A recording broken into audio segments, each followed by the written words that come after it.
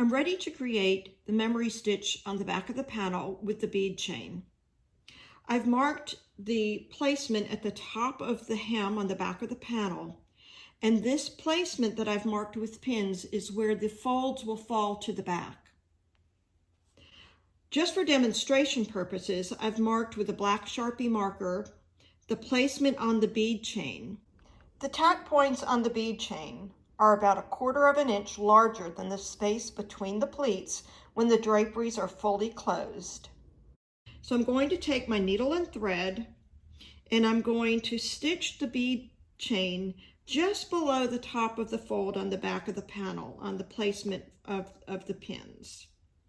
Now, this is an unlined panel. If you have a lined panel, then you're going to go ahead and you'll stitch through the lining into the hem of the face fabric.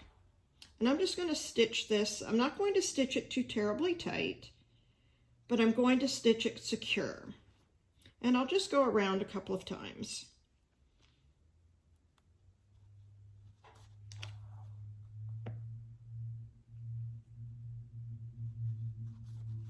I'll knot it off.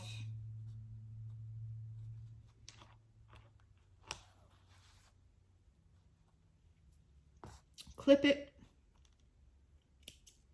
knot it, and go to the next placement.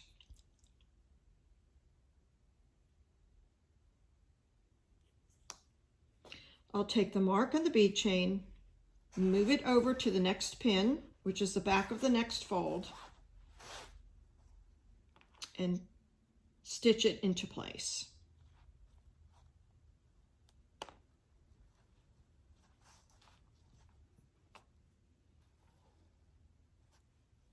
Again, I'm not stitching too tight, but I am stitching secure.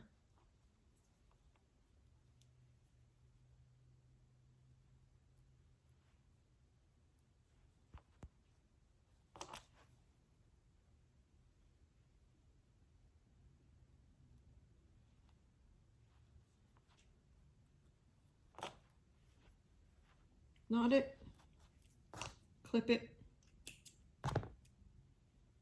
knot it, and go to the next placement.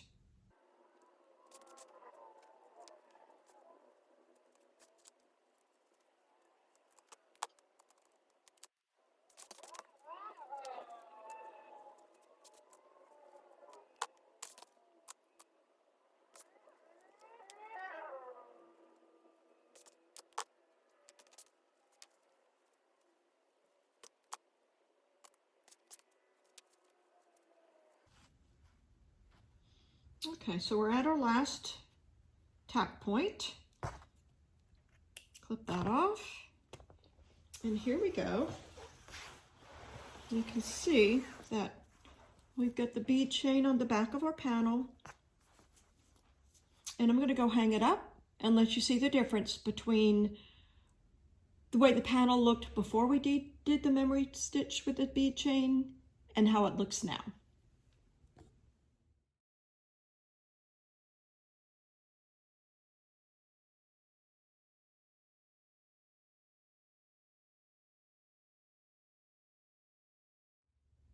This is the view of the back of the panel with the bead chain installed as a memory stitch. This helps unruly panels or unruly fabric that tends to want to flare. It keeps everything neat and tidy, whether the panels are all the way opened or all the way closed.